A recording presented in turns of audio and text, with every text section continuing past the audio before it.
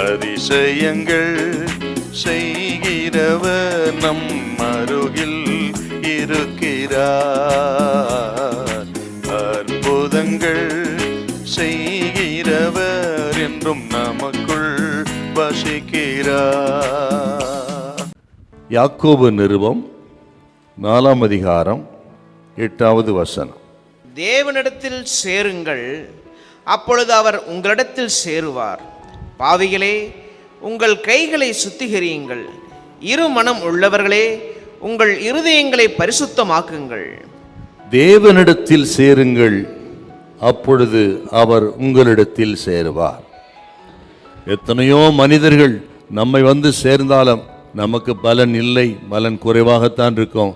ஆனால் நம்ம ரட்சித்த நமது தெய்வம் ஆண்டவர் நம்மிடத்தில் வந்து சேருவாரானால் அதே போல பாக்கியம் உலகத்தில் ஒன்றுமில்லை என்றால் நாம் முதலில் அவரிடத்தில் சேர வேண்டும்.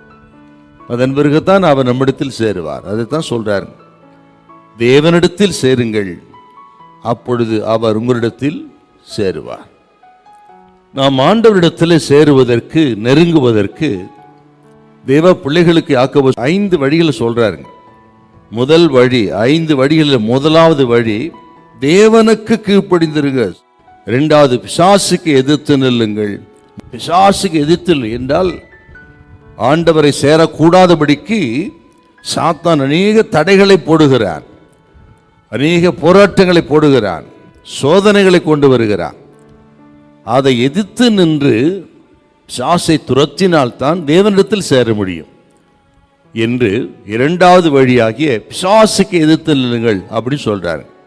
3வது, கைகளை சுத்திகரியுங்கள் என்றால் உங்கள் நடக்கைகள், செய்கைகள் எல்லாம் சுத்தமா இருக்கட்டும்.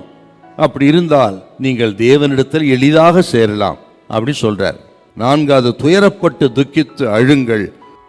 துயரப்பட்டு துக்கித்து என்று சொன்னால் நமது பாவங்களுக்காக, அக்கிரமங்களுக்காக, அதற்காக வருத்தப்பட்டு நொந்து தேவனை நோக்கி கதறுகிற ஒரு அனுபவம். அப்படி துயரப்பட்டு துக்கித்து அழுங்கள். 5வது, தாழ்மைப்படுங்கள். கர்த்தருக்கு முன்பாக தாழ்மைப்படுங்கள், அப்பொழுது அவர்களிடத்தில் சேருவார். தன்னைத்தான் தாழ்த்துகிறவனை உயர்த்துகிறார். இப்படி எளிதான வழிமுறைகளை நமது ஆவிக்குரிய வாழ்க்கையில அனுதினமும் பின்பற்றும் பொழுது அவர் மிகவும் நம் அருகே வந்து நம் தேவைகளை சந்தித்து சோதனையான காலங்களிலே நம்மை தூக்கி நிறுத்துவார். இந்த மாதம் நம் அருகே ஆண்டவர் வந்து நம்மை தூக்கி நிறுத்துகிற ஒரு மாதமா இருக்கும். கடலில் மூழ்கின பேதுருவை தூக்கி நிறுத்தினவர்.